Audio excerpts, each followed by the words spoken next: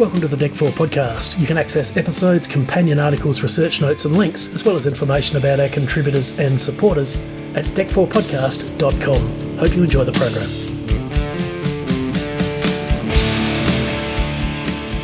So the success is just building on itself as we go, and we then get to April. And on April 4th was the domestic airing of the expanded television version, sponsored by Toyota. It became the highest rating NBC show of 1973, according to PBS, a 33.8% Nielsen rating with a 57% audience share. Now, this is the real time capsule. This is where we really get to see exactly what the audience in 1973 saw. NBC Wednesday Mystery Movie will not be seen tonight, but will return in 2 weeks at its regular time. Now, a special program in living color on NBC.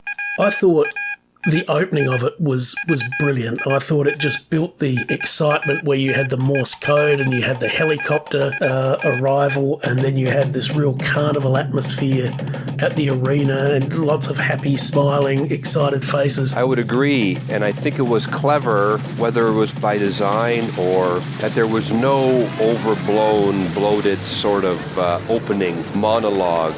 For those who might know Howard Cosell introducing Frank Sinatra at Madison Square Garden, I think it was a year later in 74. He's drowned out by the orchestra. He's droning on in his Howard Cosell way. Something perhaps is lost. I like the idea of the images just telling the whole story. I mean, what kind of narration would you have needed? The satellite thing is set up right from the outset. The helicopter arriving, the crowds, the adoration, the lays around his neck. I think you're right. Everything from the get-go, probably down to our buddy Marty Pacetta, was set up really well, and the excitement was really heightened. And I think viewers at home, it was something to watch. I could imagine silence in the living rooms. People are watching, and it must have been pretty exciting. I agree. The opening is very well done. Referring to, once again, Dave Marsh, who we quoted in the last episode, he wasn't quite as enamored with the expanded television version as he was with a satellite. He wrote that he thought the delay actually diminished the impact. He didn't like the Hawaiian scenery, which, by the way, was provided by United Airlines. He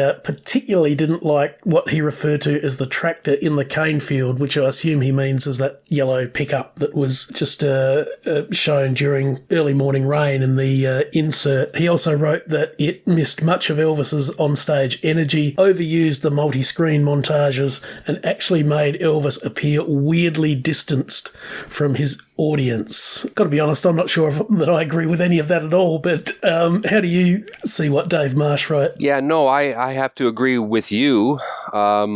It seems the performance is still the performance. I can understand from maybe a critical standpoint the television aspect of it. I mean, we talked a little bit about the inserts and about how a little bit stilted they are. The scenery, yeah, I mean, it might have given Dave some flashbacks, some nightmare flashbacks of all the Elvis films, that a lot of them were just travel logs showing a lot of footage. And Dave might have thought, here we are again, showing me all this, life on the island sort of things, where the performance itself that he saw was so magnificent that was likely all that he wanted. So I guess I can understand that, but it is television, it is the 70s, so I don't think it was very odd or strange for that time, but I can understand that he thinks it might have detracted a bit just from the raw energy of the performance itself. I mean, he also makes the point that the multi-screen montages really date it to the 70s. But, I mean, you've made the point about, I guess the dangers or falling into the trap of being a little revisionist.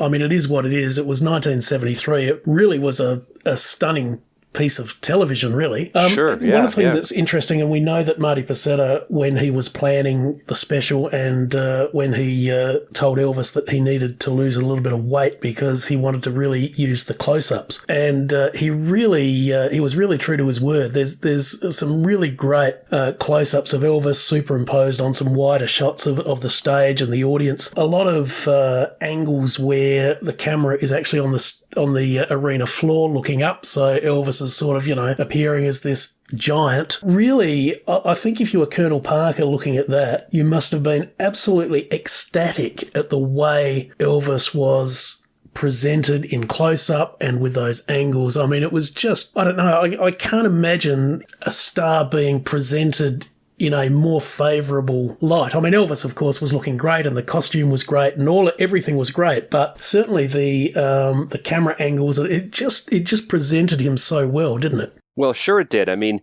why did Marty Pacetta say to Elvis, "You need to move and you need to lose weight"? Because Marty Pacetta knew that Presley, at the heights of his magnetism and power, was a little bit leaner and moved on stage. He knew that to get the most out of this star, he needs to do these two things, and he needs to be shot in a certain way. So, no fool, Marty. I distinctly recall a couple of close-ups of Elvis's profile, and you see the, not to sound ridiculous, but you see the magnificence of the man's face, the line of his nose, the cheekbones. This camera could have stayed right there the whole time. But I know what you mean about the shots from the crowd. It was interesting. Crowd's eye view for one thing. And again, it's a bit of a commercial for future concerts. Here's the spectacle. It might not be quite like this in future shows, but you see him up there. The crowd is engaged. They're enamored of him. He's stalking the stage up there. Good shots from back there as well. So Marty knew that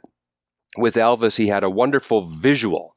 So then he shot it as such. So the product was on display in a really good way, which was good for everybody. I think it all came together, didn't it? From the music to the costume, the production design, the lighting, everything just came together really beautifully. And I think it really is, as a whole, it really is a testament to the talent of everybody to actually bring it together. And it's of its time, too. We talk about dated. Well, I live dated. I want something to look old school. So, I mean, we didn't want some sort of visionary Stanley Kubrick sort of presentation that we look at today and said, oh, it could have been released today. That would have flown in the face of Elvis and his times. So the fact that it does look a little bit 73, split screen, and the massive bell bottoms he's got on, I mean, that's kind of part of the thing, man. That's what we want. So you're right. Everything came together.